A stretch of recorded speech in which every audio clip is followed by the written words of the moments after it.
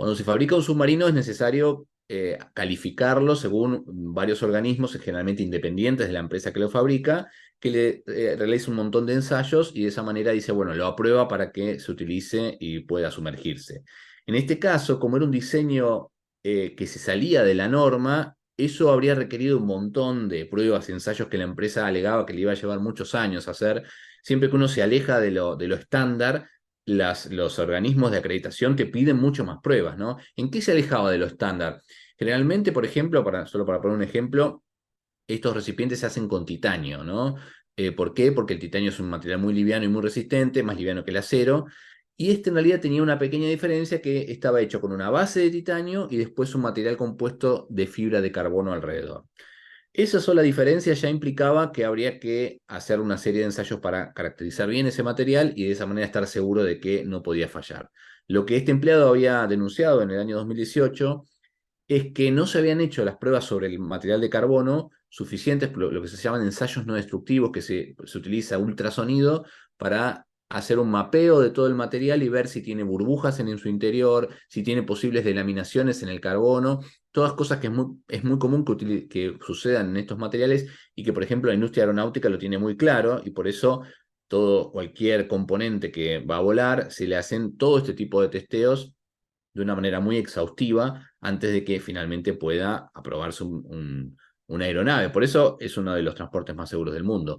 Ahora, en un vehículo experimental probablemente ellos hayan decidido saltearse eso eh, con bastante imprudencia, pero bueno, tal vez porque consideraban que no iba a ser algo comercial y que estaba en etapa de desarrollo, y la cuestión es que ellos, probablemente para juntar fondos, porque el fin último de la empresa era hacer investigación, pero para juntar fondos tenían este emprendimiento de ir a visitar el Titanic con todos los riesgos asociados a estar a 4.000 metros debajo del mar, ¿sí? Las presiones son realmente muy altas y las estructuras no soportan también la presión externa. Si bien hacer un recipiente de presión y que soporte la presión interna es relativamente sencillo o se puede lograr, cuando la presión viene de afuera, los factores de seguridad son mayores porque en general las estructuras no la resisten tan bien. ¿Dentro? Por eso es tan Eso difícil. quería preguntar justamente, ¿no? Porque estamos leyendo, estamos viendo, estamos escuchando, ¿no? Hablar de que la presión era similar a 400 bar. ¿Qué es una presión de 400 bar? ¿Cómo lo podemos graficar?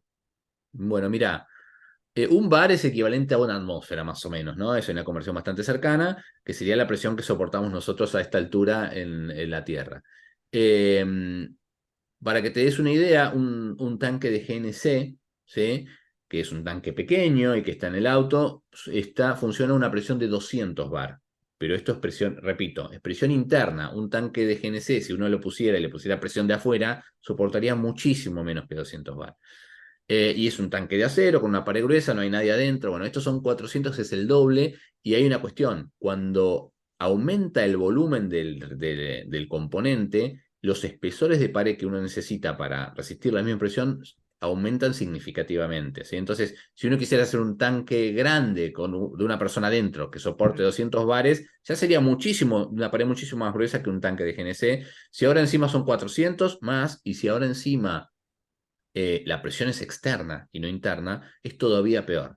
Por eso le llevó tanto tiempo al hombre llegar a las profundidades marinas más extremas, como por ejemplo las fosas marianas, que recién en el 2019 se logró llegar al fondo con un submarino hecho de titanio, en el cual entraba una sola persona. Y bueno, fue todo un hito porque hasta ahora nunca se había logrado fabricar algo que pudiera soportar semejante presión. En este caso eran 1.000 bares porque las profundidades mayores alcanzan creo que los 11.000 metros. De cualquier manera, 4.000 metros es un montón Mm. y no es un desafío para cualquiera, ¿no? No, seguro. Bueno, de hecho hablaban que una mínima falla justamente podía provocar lo que terminó provocando, que es la implosión.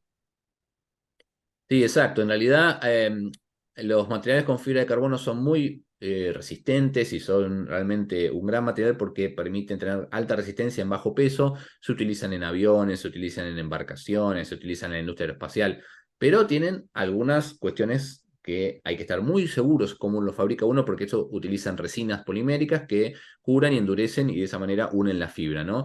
Pero ese proceso tiene que estar perfecto, o sea, no puede quedar cualquier pequeña burbujita, es un concentrador de tensiones que puede ocasionar la falla, y a diferencia de los metales, las fallas no avisan tan fácilmente, porque los metales se deforman plásticamente, o sea, se abollan, por decirlo de alguna manera, como en el auto, y eso en realidad es como una advertencia anterior a que puede estar empezando a fallar. Estos materiales fallan de manera catastrófica, es decir, de manera Mm. frágil, y entonces probablemente sea mucho más difícil anticipar que esto va a suceder si el recipiente no está suficientemente probado. Hay que hacer muchas pruebas, muchas inmersiones, ensayos, simulaciones numéricas, ensayos no destructivos, para que realmente uno tenga la confianza para que algo que tal vez no falló la primera vez, no vaya a fallar ni la segunda ni la tercera.